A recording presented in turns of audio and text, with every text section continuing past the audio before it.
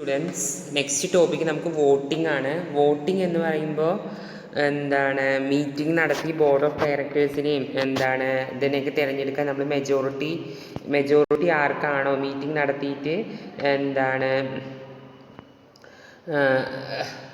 Majority ആർക്കാണോ കിട്ടുന്നത് അതനുസരിച്ച് നമ്മൾ എന്ത് ചെയ്യും, ഡയറക്ടേഴ്സിനെയൊക്കെ തിരഞ്ഞെടുക്കുകയാണ് ചെയ്യാറുള്ളത്. അപ്പോൾ ഈ വോട്ടിംഗ് എന്ന് പറയുന്നത് എന്ന സംഭവം നമ്മുടെ ബിസിനസ്സിൽ വളരെ ഇമ്പോർട്ടൻ്റ് ആയിട്ടുള്ള ഒരു കാര്യമാണ്.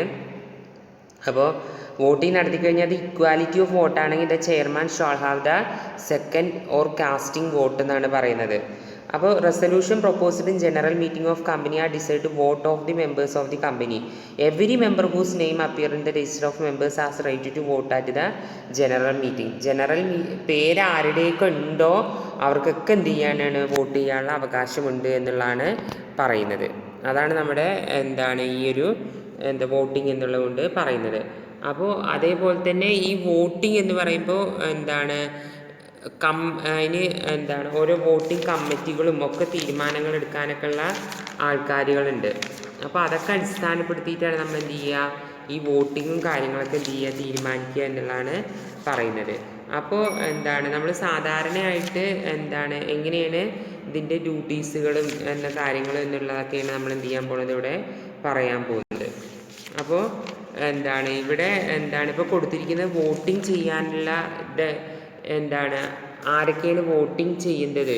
Issue of debenture, to issue shares and debentures, to make calls on shares, അതേപോലെ തന്നെ to transfer of the shares, to forfeit the shares. Forfeit ചെയ്യുക എന്ന് പറഞ്ഞാൽ എന്താണ്, ഷെയർസ് ക്യാൻസൽ ചെയ്യുക എന്നാണ് അർത്ഥം കേട്ടോ. ഫോർഫീറ്റ് ഓഫ് ഷെയർസ് എന്ന് പറഞ്ഞാൽ ഷെയർസ് ക്യാൻസൽ ചെയ്യുക എന്നുള്ളതാണ് അർത്ഥം. ഷെയർ അടയ്ക്കാതാകുമ്പോൾ എന്ത് ചെയ്യും, അത് ക്യാൻസൽ ചെയ്യില്ലേ, അതിനെയാണ് നമ്മൾ പറയുന്നത്. പിന്നെ fix the rate of dividend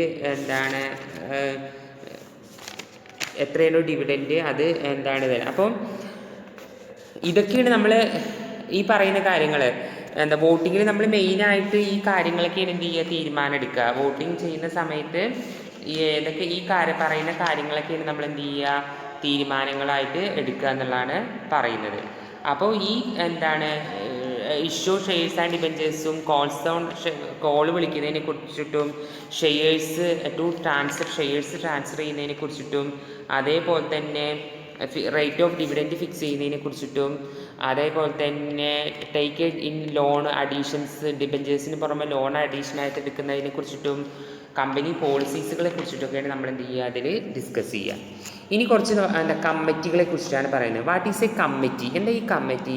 A board committee is A small working group identify the board consisting board members four the purpose of supporting the board work. അപ്പോൾ ബോർഡ് മെമ്പേഴ്സ്, ബോർഡ് എന്ന് പറയുന്ന ഒരു സംഭവം ഉണ്ടാകും. ഡയറക്ടർ ബോർഡ് എന്നൊക്കെ കമ്പനിക്ക് ഒരു board ഉണ്ടാവുമല്ലോ, ബോർഡ് മീറ്റിംഗ് എന്നൊക്കെ നമ്മൾ പറഞ്ഞല്ലോ. ആ ബോർഡ് അവരുടെ കുറച്ച് വർക്കുകൾ ഓരോ സബ് ഗ്രൂപ്പുകളായി തിരിച്ച് കൊടുക്കുന്ന രീതിയിലാണ് നമ്മൾ എന്ത് പറയുക, കമ്മിറ്റി എന്ന് പറയുക. കമ്മിറ്റി എന്ന് പറഞ്ഞാൽ generally formed to perform some expertise വർക്കാണ്. അത് ഒരു എക്സ്പെർട്ടൈസ് ആയിട്ടുള്ള വർക്കായിരിക്കും, അത് എക്സ്പെർട്സുകളായിരിക്കും അത് എന്ത് ചെയ്യുക, ഡീൽ ചെയ്യുക. Member of the committee are expected to have expertise in the specified ഫീൽഡിലുള്ള എക്സ്പേർട്ടായിരിക്കും അത് ചെയ്യുന്നുണ്ടാവുക. അപ്പോൾ ഏത് വർക്കാണോ കൊടുത്തിക്കണേ ആ വർക്ക് കൊടുത്ത ആൾക്കാർ എന്ത് ചെയ്യണം, എക്സ്പീരിയൻസ് വേണമെന്നാണ് പറയുന്നത്. നീഡ് ഫോർ ദ കമ്മിറ്റിയുടെ ആവശ്യകത. A board can set up a committee with a particular terms of reference when need to assistance. For example, new project subcommittee or when an issue require more resources and attention. Board ആണ് എന്ത് ചെയ്യുക, കമ്മിറ്റികളും എന്ത് ചെയ്യുക, അതൊക്കെ setup ചെയ്യുക. അത് പുതിയ പ്രോജക്റ്റുകളും അങ്ങനെയൊക്കെ വരുമ്പോഴാണ് അത് സെറ്റപ്പ് ചെയ്യുക. They can be set up for a specific purpose or to deal with general issues such as development. അതേപോലെ തന്നെ ഇത് സെറ്റപ്പ് ചെയ്യുക ഒരു സ്പെസിഫിക് പർപ്പസസിന് വേണ്ടിയിട്ടായിരിക്കും. അതേപോലെ തന്നെ ഡീൽ വിത്ത് ജനറൽ ഇഷ്യൂസുകളും ഡെവലപ്മെൻറ്റുകളൊക്കെയാണ് എന്ത് ചെയ്യുക, ഇതിൽ ഡീൽ ചെയ്യുക. Committee mandatory to be constitute under the companies act 2013 പ്രകാരമാണിത് കമ്മിറ്റികൾ നമ്മൾ മാൻഡേറ്ററി സെറ്റപ്പ് ചെയ്യേണ്ടത്. ഏതൊക്കെയെന്ന് വെച്ചാൽ companies act 2013 audit committee, nomination and remuneration committee, corporate social responsibility committee, stakeholders relationship committee പറയുന്ന ഈ 4 തരത്തിലുള്ള കമ്മിറ്റികൾ നമ്മൾ രൂപീകരിക്കണം. അതിലിനി ഓരോന്നിനെ കുറിച്ചിട്ടാണ് പറയുന്നത്. ഓഡിറ്റ് കമ്മിറ്റി എന്ന് പറയുമ്പോൾ എന്താണ് എന്നുള്ളതും അതിൻ്റെ റോൾ എന്താണ് ഓഡിറ്റ് കമ്മിറ്റി, പവേഴ്സ് എന്താ ഓഡിറ്റ് കമ്മിറ്റി, പിന്നെ അടുത്തത് നോമിനേഷൻ ആൻഡ് റെമ്യൂണറേഷൻ കമ്മിറ്റി. അങ്ങനെ ഓരോ കമ്മിറ്റികളെ കുറിച്ചിട്ടാണ് നമ്മൾ എന്ത് ചെയ്യാൻ പോകുന്നത്, ഇനി പറയാൻ പോകുന്നത്. അപ്പോൾ ആദ്യത്തെ കമ്മിറ്റി എന്ന് പറയുന്നതാണ് ഓഡിറ്റ് കമ്മിറ്റി എന്ന് പറയുന്നത്. ഓഡിറ്റ് കമ്മിറ്റി എന്ന് പറയുമ്പോൾ അതിലെന്തൊക്കെയാണ് കാര്യങ്ങളാണ് പറയുന്നത് എന്നുള്ളതാണ് ഇപ്പോൾ ഞാൻ പറയുന്നത്. Section 177 of act read with Rule 7 of the Companies Meeting of the Board and its powers. Rules 2030 of Board Directors of every listed company and the following classes of companies is required to constitute Audit Committee എന്ന് പറയുമ്പോൾ ഈ പറയുന്ന കാര്യങ്ങൾ വേണമായിട്ട്. All public company with paid up capital 10 crore rupees or more വേണം. All public companies having turnover 100 crore rupees or more വേണം. അങ്ങനെയുള്ള കമ്പനികൾക്ക് audit committee വേണം. All public companies having aggregate outstanding loans അല്ലെങ്കിൽ ബോറോയിങ്, ഡിബഞ്ചേഴ്സ്, ഡെപ്പോസിറ്റ് 50 crore മീതെ കൂടുകയാണെങ്കിൽ, അല്ലെങ്കിൽ capital turnover outstanding loans അല്ലെങ്കിൽ ബോറോയിങ് അല്ലെങ്കിൽ debentures, deposit case of many existing on the date of last audited financial statement shall be taken into account for the purpose of this rule.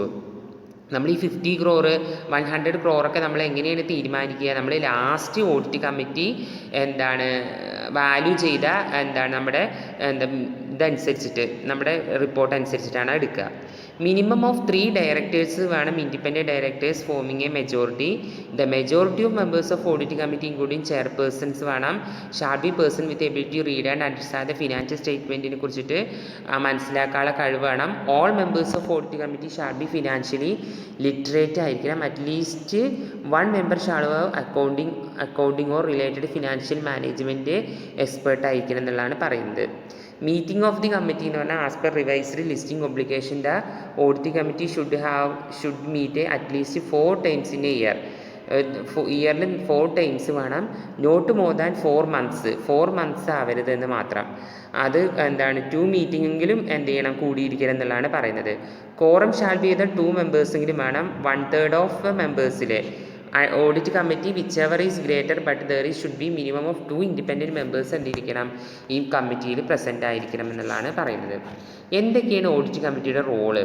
Oversight of companies financial reporting process and disclosure of financial information to ensure the financial statement correct. Financial statement correct ആണോ, sufficient ആണോ, credible ആണോ എന്നുള്ളത് പരിശോധിക്കുക. അതുപോലെ തന്നെ recommendation for appointment, remuneration in terms of appointment of auditors of the company. ഓഡിറ്റേഴ്സിനെ appoint ചെയ്യാനുള്ള recommendations കൊടുക്കുകയും അവർക്കുള്ള സാലറി, റെമ്യൂണറേഷൻ ഫിക്സ് ചെയ്യുകയും ചെയ്യാം. Approval of payment of statutory ഓഡിറ്റേഴ്സിൻ്റെ പേയ്മെൻറ്റ് എന്ത് ചെയ്യുക, അത് അപ്രൂവൽ ചെയ്യുക. Any other services rend by statutory ഓഡിറ്റേഴ്സിൻ്റെ അതും.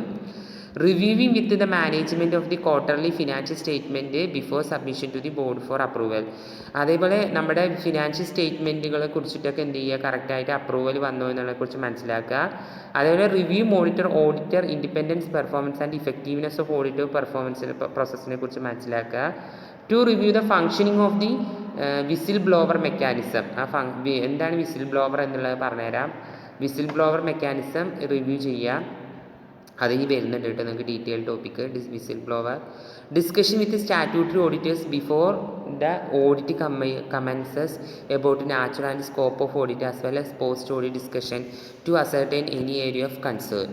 എല്ലാ കാര്യത്തെക്കുറിച്ചും സ്റ്റാറ്റ്യൂട്ടറി ഓഡിറ്റേഴ്സിൻ്റെ ഓഡിറ്റിനെ കുറിച്ചിട്ടും അതിൻ്റെ നാച്ചുറൽ സ്കോപ്പ് ഓഡിറ്റ് എങ്ങനെയെന്നുള്ളതിനെ കുറിച്ചിട്ടൊക്കെ നമ്മൾ എന്ത് ചെയ്യണം, നോക്കണം. പിന്നെ power of audit committee. Audit കമ്മിറ്റിയുടെ പവർ എന്ന് പറയുന്നത് ഇൻവെസ്റ്റിഗേറ്റ് ചെയ്യുക, അതേപോലെ തന്നെ ഇൻഫർമേഷൻസ് എംപ്ലോയീസിൻ്റെ ഔട്ട്സൈഡ് ലീഗൽ പ്രൊഫഷണൽ അഡ്വൈസ് നേടുക, സെക്യൂർ അറ്റൻഡൻസ് ചെയ്യുക ഔട്ട്സൈഡേഴ്സിൽ നിന്നും, അതേപോലെ തന്നെ call for comments for the auditors about internal control സിസ്റ്റത്തിനെ കുറിച്ചിട്ടും സ്കോപ്പ് ഓഫ് ഓഡിറ്റിനെ കുറിച്ചിട്ടും എന്തൊക്കെയാണ് ഓഡിറ്റേഴ്സിൽ റിവ്യൂ നടത്തേണ്ടത്, ഫിനാൻഷ്യൽ സിസ്റ്റം എപ്പോഴാണ് സബ്മിറ്റ് ചെയ്യേണ്ടത് എന്നുള്ളതും ബോർഡ് ഓഫ് മെമ്പേഴ്സായിട്ട് ഡിസ്കസ് ചെയ്യുക. റിലേറ്റഡ് മാറ്റേഴ്സ് ഇന്ത്യയാണ് statutory auditors and management of the company.